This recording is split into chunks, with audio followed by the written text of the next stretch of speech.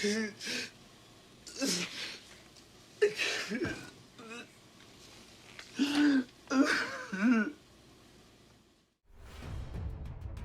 and welcome back to Fact Me Up channel.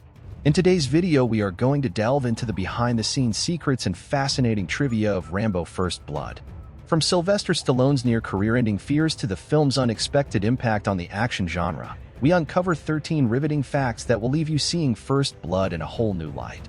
So grab your survival knife and prepare for a journey through the heart of one of Hollywood's most legendary films.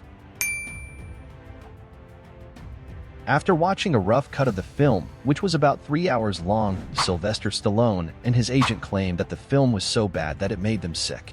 Stallone also feared that the film would kill his career. Now that's a lot of damage! And he attempted to buy all the footage and destroy it. When he couldn't do that, he suggested that the producers cut much of his part and let the rest of the characters tell the story. After heavy edits, the film was cut down to 93 minutes.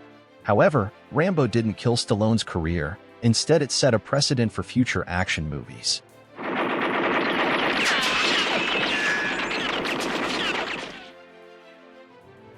The large piece of rotten canvas that Rambo finds in the woods and cuts into a makeshift coat was in fact not a movie prop, but a real piece of rotten canvas found by the film crew during the movie's production. Since there was only one piece, Sylvester Stallone joked about how the canvas became a treasured prop on the set. After filming ended, Stallone kept the rotten canvas and still has it in his possession to this very day. A plot point that was present in the novel but absent from the film was the primary reason behind Teasel's resentment and contempt toward Rambo. Now and then you can just impress the hell out of me by doing exactly as you're told.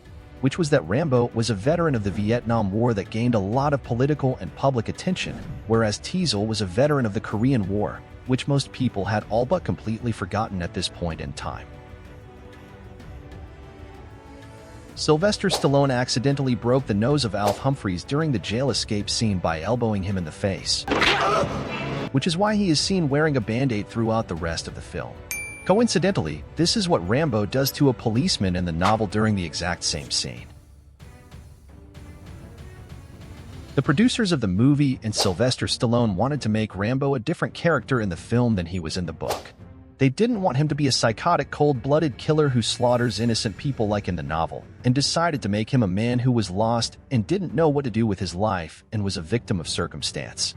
Interestingly, David Morrell, the author of original novel, stated that he prefers the film over his book. A lot of hesitation came from the studio about Rambo's final breakdown in the film. Stallone fought tooth and nail for the scene, noting he felt the soldiers who were going through similar pushback from society needed their story told. The stories Rambo rants about in those final moments are real stories from Vietnam War veterans. No one help me say, please, I want to go home, I want to go home, he keeps calling my name, I want to go home, Johnny, I want to drive my Chevy. I said, well, what? I can't find your fucking legs. Many of the extras who appeared throughout the film were local townsfolk who were recently left unemployed when a nearby mill had ceased operations, and they were more than happy to have the cast and crew of the film there to provide them work opportunities. Sylvester Stallone also recalled an incident during filming where a girl in the town bar pretended to be a fan of his in order to try and wheedle a free round of drinks out of him. He later included just such a scene in his film Rocky Balboa. Anyway, me and my friends were right there and there. You think you could buy us around? Come on, you got the money. Just one round. Sylvester Stallone personally selected famed knife maker Jimmy Lyle to design and create the iconic knife first used by Rambo. The goal was to create a knife that could be reliable for extreme survival situations, including being long and sharp enough to cut trees or slice food, waterproof, and able to hold necessities like matches and medicine, able to carry a nylon string for fishing or snaring, and have an alternate blade of saw teeth for defense and in order to cut poles for shelter. In all, 6 knives were created to be used during production, with additional updated versions made for subsequent movies in the series. This is not a knife. Now this is a knife. During the scene when Rambo on the stolen motorcycle is being chased by the police, the stuntman Benny Dobbins representing Sheriff Teasel, who was driving the patrol car, suffered a broken back as a result of a 70-mile-per-hour take that launched the car to a remarkable height on the ramp-assisted steep approach to the railway crossing.